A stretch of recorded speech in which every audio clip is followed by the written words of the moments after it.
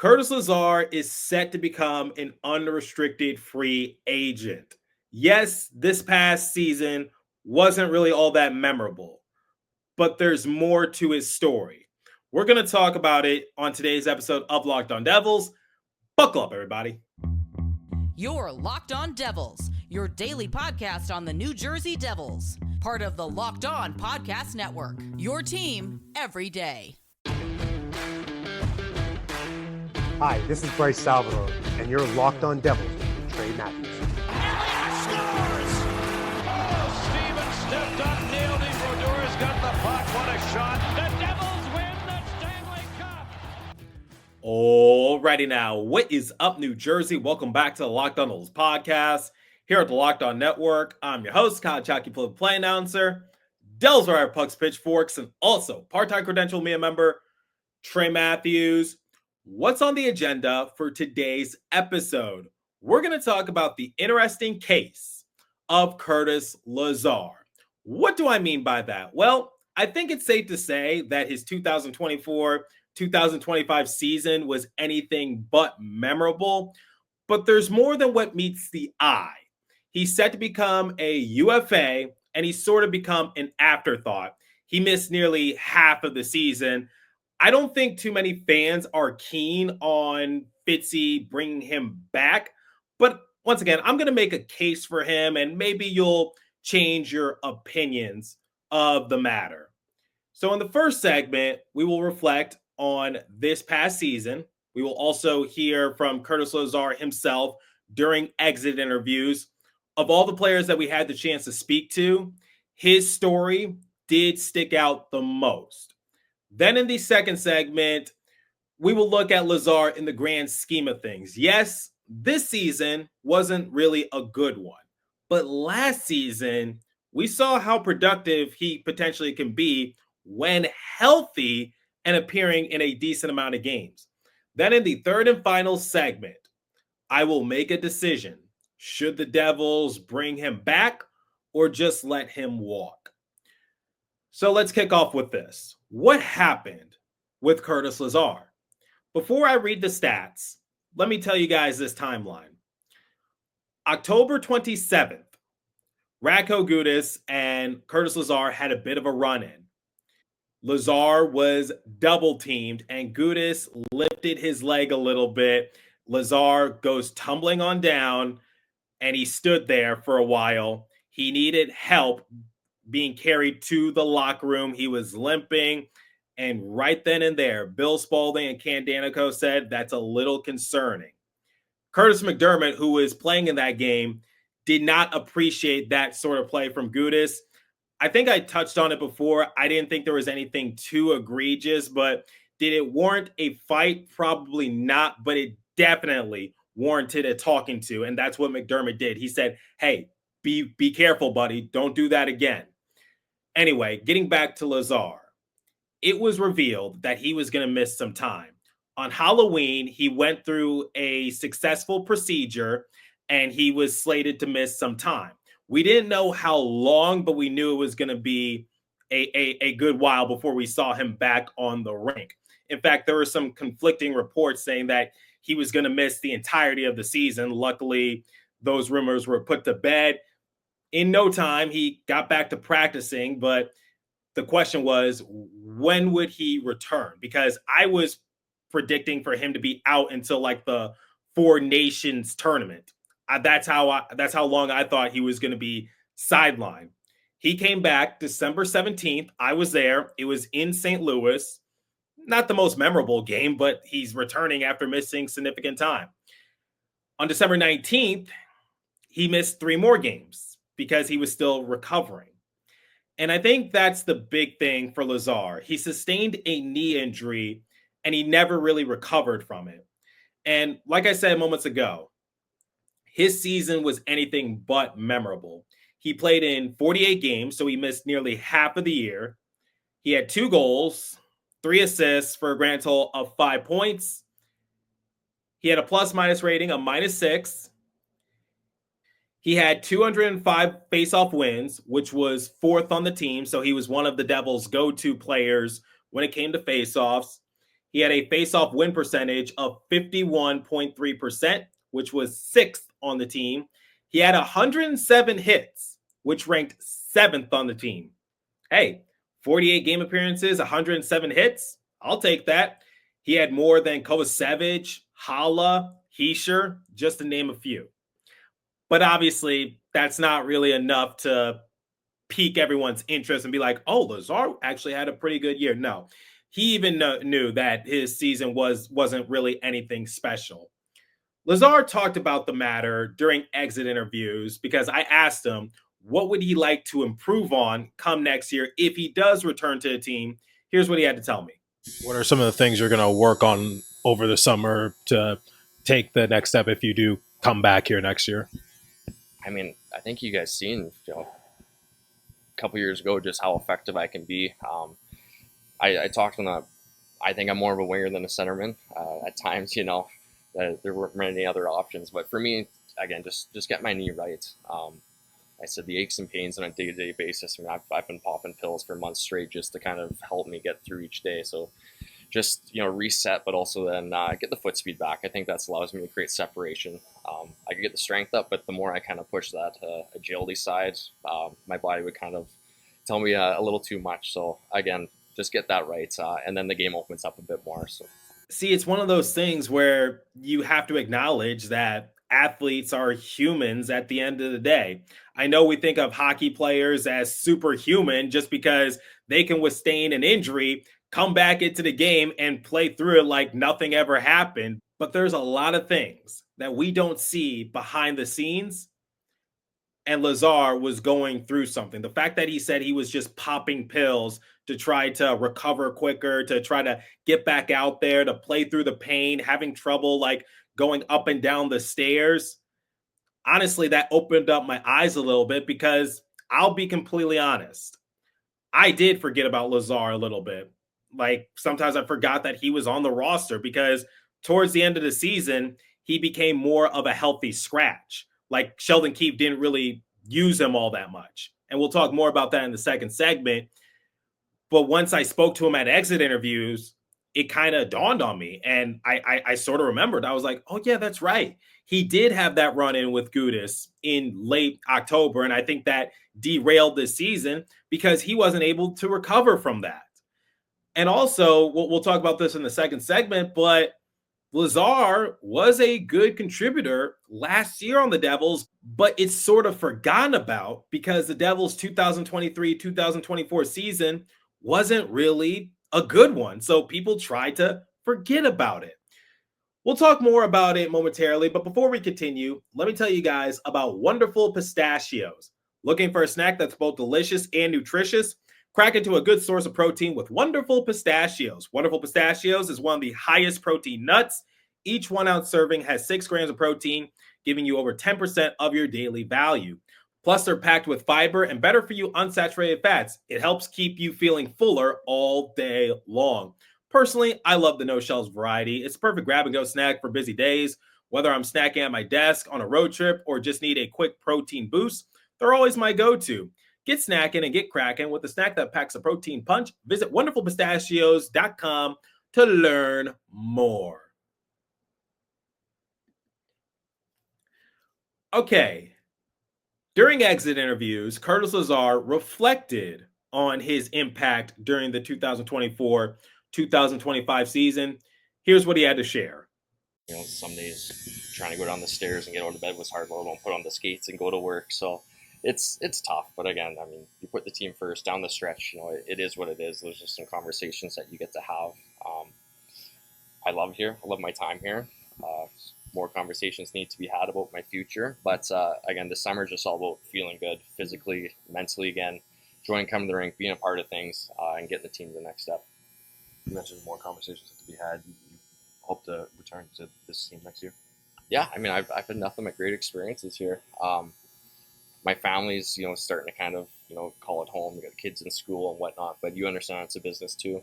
Look at the season I had. There's not much really hang my hat on. So it's difficult. But again, those are the conversations that need to be had. Fitz has got to do what's best for the team. Hopefully I'm a part of that. But again, that's a talk we're going to have that I haven't had yet. And you got to take some time as well, just kind of what's the best for my future. But I do think I got a lot of good years, and good hockey ahead of me. I think you guys have seen when I played at my best, where I've been utilized in different roles and responsibilities. And again, I'm just going to go with my business as is and see what the next day takes. And your first season under Sheldon Keefe, how was that? That was good. Again, hard for me. 10 games in or so, I get hurt and I'm gone for a couple months. So he's never really seen me at my best, and that's difficult. So there's some times down the stretch where maybe a conversation too should have been had. I'll take responsibility for that. But to get near the end of the season, it's just about team wins. So you show up, you be a good pro, you put in the work, and you do what you can to help out the guys. So love what he does. I love his mind for the game. And again, it was an important year for a team to kind of learn and continue to grow. Once again, Curtis Lazar, one of the nicest guys you will ever meet. I love interviewing him. I love his story. I love the fact that he's just so polite. It's just like, I don't even know how to describe it. Just a really nice guy. And I hope that doesn't get lost. But going off some of his points, he is right. He did have a good impact on the Devils during the 2023-2024 season. In 71 game appearances, he had 7 goals, 18 assists for a grand total of 25 points. His 18 assists was a career high. His 25 points was a career high. His 7 goals tied a career high that he first set back in 2021. He played with 2 different teams. He played with Buffalo and Boston. He was also, like I said, one of the go-to guys for the Devils when it came to face-offs. He added more physicality in terms of hits.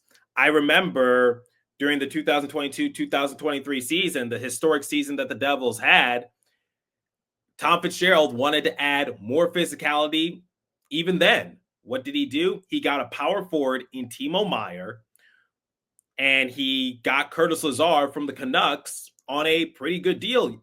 So yes, I would say Lazar definitely did have a good impact with the Devils. And this is what makes things even more difficult, which is, do you bring him back or do you let him walk? That's the difficulty of this industry. But in the grand scheme of things, I want everyone to know Curtis Lazar is a good player for what he's supposed to do. I think a lot of people just forgot about him is because he didn't play. And I think he sort of alluded to this in his soundbite, saying he and Sheldon Keefe, while he liked Sheldon, he felt as though he didn't really have the opportunity to showcase what he's capable of doing. And he admitted that he should have had a conversation with Sheldon about the matter, because despite him being somewhat healthy and good to go, he was a healthy scratch towards the end of the season. His playing time was inconsistent. And when he was out there, he wasn't really making that much of an impact. And I want people to know that when it comes to surgery and things like that, it's only minor when it doesn't happen to you. So I think Curtis Lazar is definitely an interesting case when it comes to free agency and how the Devils should approach it. Okay, the big question is, do I want to bring Curtis Lazar back, or should the Devils just let him walk? Well, he talked about his recovery and how he hopes to return stronger next season. So let's listen into that. For you, it sounds like you haven't been 100% for a while. Is this one of those things where now that it's the summer, you can fully recover and come back 100%? Yeah, I mean, I came back, what was it, like 7 weeks from knee surgery, so that's pretty good. I mean, the whole story there, I mean, I got a knee brace that didn't fit right, pushed me back on the shelf a little bit, and then down the stretch too is she had dissolvable screws put in, which I didn't know was a thing. So as those screws started to shrink, they were kind of rattling around my bone, which led to a lot of inflammation within my knee. And like I said, there's some mornings where I couldn't get down the stairs. Getting out of bed was tough. And the only thing to heal, that's time. So there's not much to do to complain about. It's just kind of the hand I was dealt. Limp around here and there, but you put on the skates and go to work, because there's never a bad day in the NHL. So very tough sledding, and especially for someone that for for me to be effective, I have to be assertive on the puck, which means foot speed and be quick. And to not have it some nights was very frustrating, but I did what I could, but I know I have a lot better in me. So this is the end of Lazar's 3-year contract with the Devils. Do I want to bring him back? Oh man, this is so difficult. Because yes, he didn't have a good season, but he was injured and he tried his best to come back from it. He even said during exit interviews that he had a major knee procedure and he returned within 7 weeks. I think that is impressive, but at the same time, that's not enough to recover.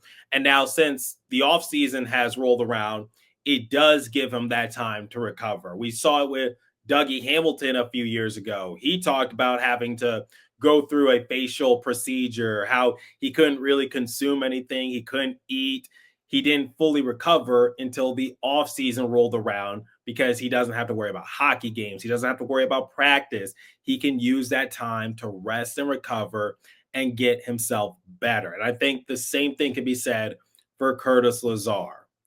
I really do hope that Tom Fitzgerald and Sheldon Keefe have a conversation, at least among one another, because maybe Sheldon Keefe doesn't know Curtis Lazar all that well, but Tom Fitzgerald certainly does. He brought Curtis here for a reason. A lot of people have difference of opinions when it comes to depth scoring and how the Devils should go about it. What do they need to fix? For me personally, I don't care if it's like another top 6 option like Tyler Toffoli, or I talked about Mitch Marner and the possibility of the Devils pursuing him, which is not going to happen. Don't come at me. Basically, it's just like the Devils need to find someone besides Jack Hughes, Jesper Bratt, Nico Hischier, Timo Meier. They need to find people outside of their core to try to get themselves a goal, and someone who doesn't go on lengthy cold streaks. But make no mistake, players like Nason, Cotter, Holla, they're good in their own ways, but Sheldon Keefe even talked about it. Sometimes you have to be realistic when it comes to expectations from certain players. He talked about it during the playoffs when the Devils were struggling to generate offense. Should the Devils bring back Lazar? I don't know. I'm a little stumped here because, yes, Lazar is a decent contributor, but did he do enough last season to warrant maybe an exception? Like, look, he got injured. Let's bring him back and let's see what he can do. I don't really know, but then again, he won't really demand for that much. I think players like Nathan Bastian, Tomas Tatar, they're certainly gone. Justin Dowling, gone. Curtis Lazar, I talked about it when looking at upcoming RFAs and UFAs. He is interesting just because I do believe he's a good player, but maybe if he's given another chance, we'll see what happens. But I kind of said the same thing for Tomas Tatar last offseason, which is he was really good with the Devils 2022, 2023. But fast forward a couple years later, he couldn't recreate that same magic, albeit he wasn't on the same line as Hischier and Mercer, that things are a little different. But it's just like I think Curtis Lazar, regardless of how you might feel about him, I just don't think the Devils are going to bring him back. I don't really know. Or if they are going to bring him back, he's not going to be a top priority.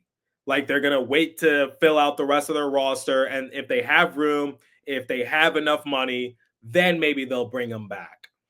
But that's my thing, which is I'd be open to bring back Lazar, but I don't think it's going to happen. And it sucks because, like I said, Lazar is a nice guy. He's a fan favorite. Christy Flannery even said it. There might be some better options out there, but Lazar won't be expensive. You can sign him to like a 1-year vet minimum. I'm sure he would take that, and you could see what happens.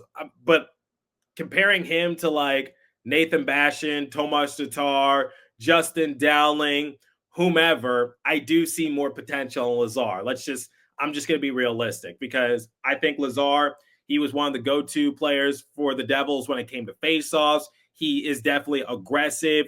Yes, he's not really going to score all that much, but he had a career high in points and assists last year. What do you want to see from Lazar? Personally, if he's good in the faceoffs and if he's good in terms of being physical and just not being like a traffic cone out there, then I have no problem bringing him back. Because the one thing I don't like is I don't like one-dimensional players. I don't think Lazar is that, because if he's not scoring, he'll find other ways to contribute. That's just my personal opinion. That's one of the reasons why I like players like Paul Cotter or Stephen Nason, because if their scoring is not there, they find other ways to contribute. So that's where I stand with Cotter. Of all the players like on the Devils' fourth line or who have seen fourth line minutes, I do think Lazar has the best chance of coming back. But I could also see Fitzy just saying, let's move on and let's just start fresh with a new fourth line or new bottom six assets who are not under contract already. So that's where I stand. But let me know your thoughts. Would you like to see the Devils bring back Curtis Lazar?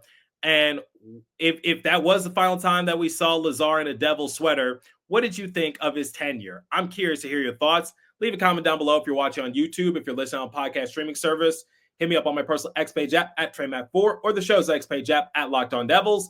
As for today's episode, that's all the time I have for you. Continue to stay safe. Have a wonderful day in New Jersey. Go Devils. I'll catch you guys next episode. Thanks for listening once again.